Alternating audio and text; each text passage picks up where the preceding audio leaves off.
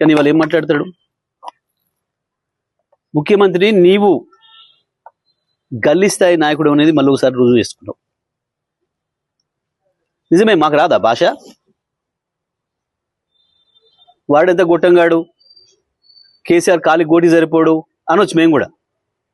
మేము అనడం లేదు.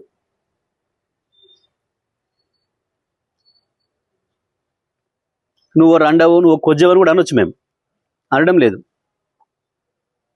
మాకు విజ్ఞత ఉంది. నీకు కేవలం అది ఒక్క భాష వచ్చు కావచ్చు, మాకు అన్ని భాషలు వచ్చు, అన్ని పద్ధతుల్లో మాట్లాడవచ్చు. విజ్ఞతతో మాట్లాడవచ్చు. ఒకవేళ నువ్వు దాంట్లోనే పోటీ పెట్టుకుందాం అనుకుంటే అది కూడా మాట్లాడవచ్చు.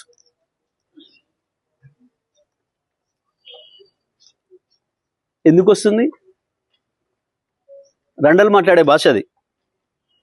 ఇతరులు చావు కోరుకోవడం అనేది రండగాలు చేసే పని, కొట్టాడేటోడు చేసే పని కాదు.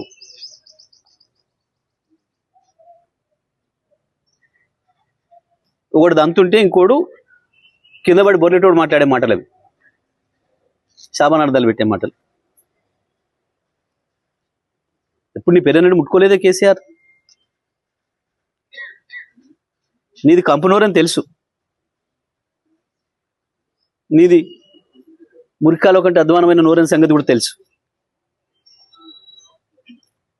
నువ్వు కేసీఆర్ స్థాయి కాదు, ఆ విషయం మొదలు గుర్తుపెట్టుకోను. ఏదో తంతే పొరపడ్డాడన్న సామెతతోని అది నిజమైన పద్ధతుల్లో వచ్చి కాసేపటికి ఆ పదవిలో పడి ఉండొచ్చు నువ్వు, కానీ నీది ఆ స్థాయి కాదని మరోసారి నిరూపించుకున్నావు. ముఖ్యమంత్రి స్థానాన్ని దిగదార్చే పద్ధతుల్లో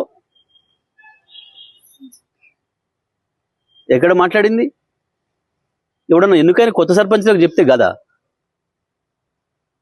నువ్వు డెడికేటెడ్గా పనిచేయండి, అందరు కలుపుకొని పనిచేయండి, ప్రజలు మీకు ఇచ్చిన బాధ్యతలను పూర్తిగా నెరవేర్చండి, మీ విజయం సాధించండి అని చెప్పొస్తారు ఎవరైనా.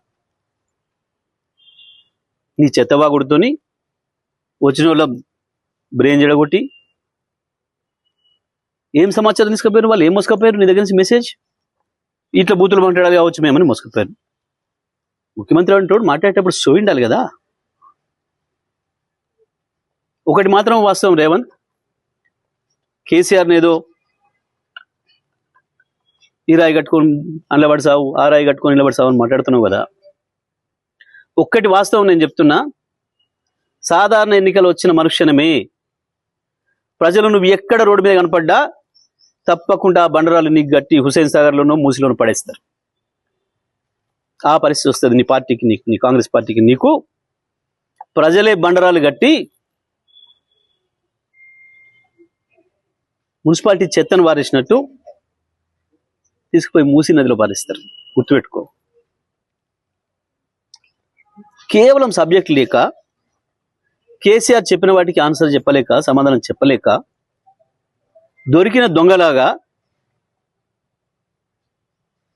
దాని నుంచి పక్కదారి పట్టించడానికి ప్రజల్ని ఇటువంటి బూతు మాటలు ఎత్తుకుంటున్నాడు.